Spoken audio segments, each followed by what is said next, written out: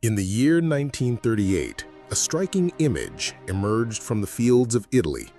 Benito Mussolini, shirtless, cap on his head, goggles on his face, meticulously binding sheaves of wheat.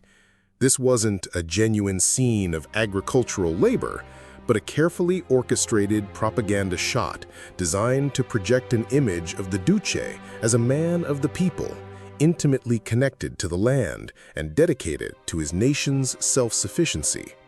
This powerful visual was part of Mussolini's battle for grain, an ambitious yet ultimately flawed campaign to free Italy from foreign food imports. What this image doesn't reveal, however, is the hidden cost of this grand theatrical performance, the neglect of other vital crops, the exhaustion of fertile lands, and the growing economic strain behind the facade of national strength.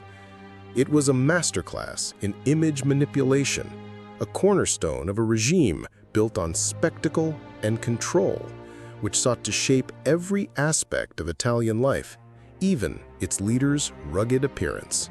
Such carefully curated images of virility and invincibility were crucial for Mussolini, especially given the very real dangers he faced.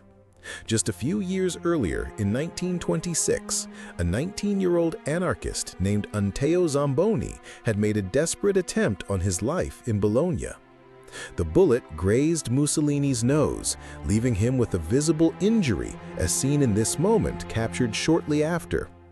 Far from diminishing his authority, this incident, much like previous assassination attempts, was skillfully spun by fascist propaganda.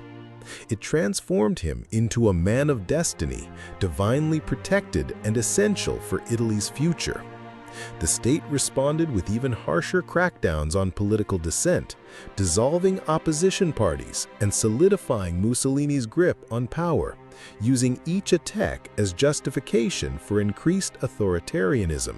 Yet, beneath the hardened exterior of the man of destiny and the relentless politician, there were glimpses, however rare, of a more personal side. Here, in 1935, we see Mussolini carrying his young son Vittorio on his shoulders, surrounded by onlookers. While always conscious of his public image, such moments offered a carefully controlled humanization of the leader. It presented him not just as a strong man, but also as a family man, reinforcing the traditional values promoted by the fascist regime.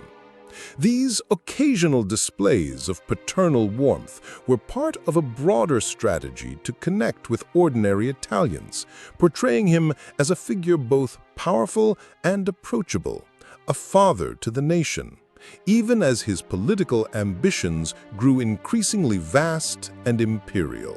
Mussolini's imperial ambitions were a stark contrast to the domestic image he often projected. By 1937, after a brutal campaign of pacification in Libya, he received the ceremonial Sword of Islam during a visit to Tripoli. On horseback, with saber raised, he proclaimed himself the protector of Islam, aspiring to be an heir to the Ottoman caliphs and challenging British and French influence in the region. This was a cynical and opportunistic move aimed at garnering support from Muslim populations in the Middle East and Africa, while simultaneously overseeing the violent suppression of indigenous Libyan resistance.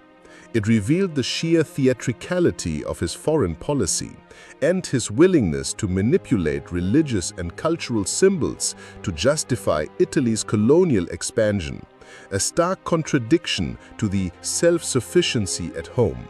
Back in Italy, the omnipresence of Mussolini's image and ideology was undeniable.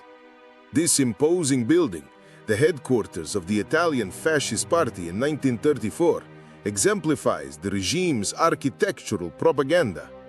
The colossal bust of the Duce, flanked by repetitive SI, meaning yes, plastered across the entire facade, served as a constant visual reminder of absolute obedience and unwavering loyalty. This was not just a building, it was a physical manifestation of the fascist state's pervasive control, designed to awe and intimidate.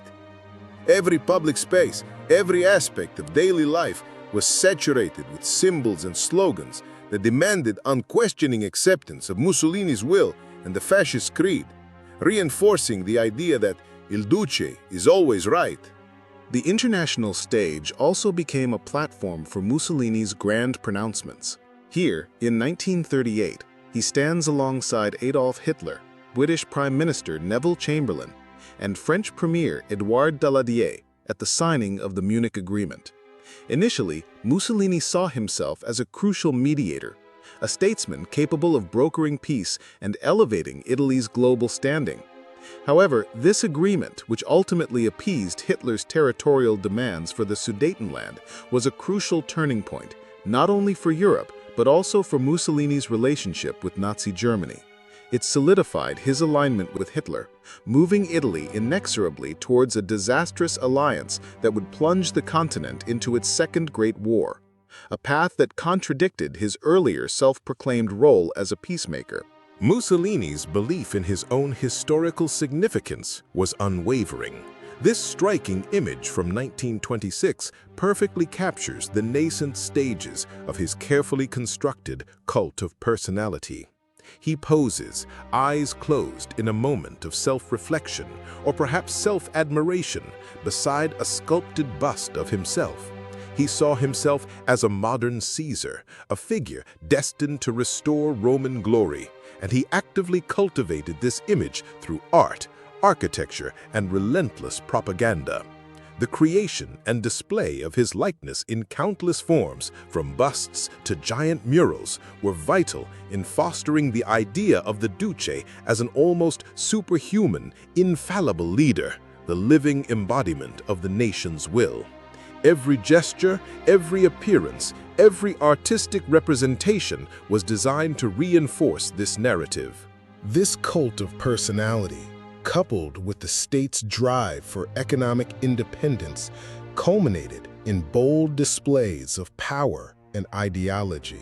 In Rome, during the 1938 Autarky exhibition, an illuminated facade boldly proclaimed, "Mussolini ha sempre ragione," Mussolini is always right.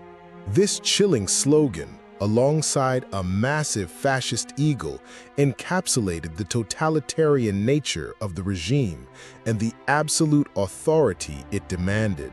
It brought full circle the early promises of self-sufficiency, now intertwined with the absolute infallibility of the leader. From the staged wheat harvest to the brutal pacification of colonies, from the suppression of dissent to the forging of destructive alliances, Italy under Mussolini was a nation governed by a potent blend of propaganda and raw power, where a meticulously crafted image ultimately failed to mask the devastating reality and tragic consequences of unbridled ambition and authoritarian rule.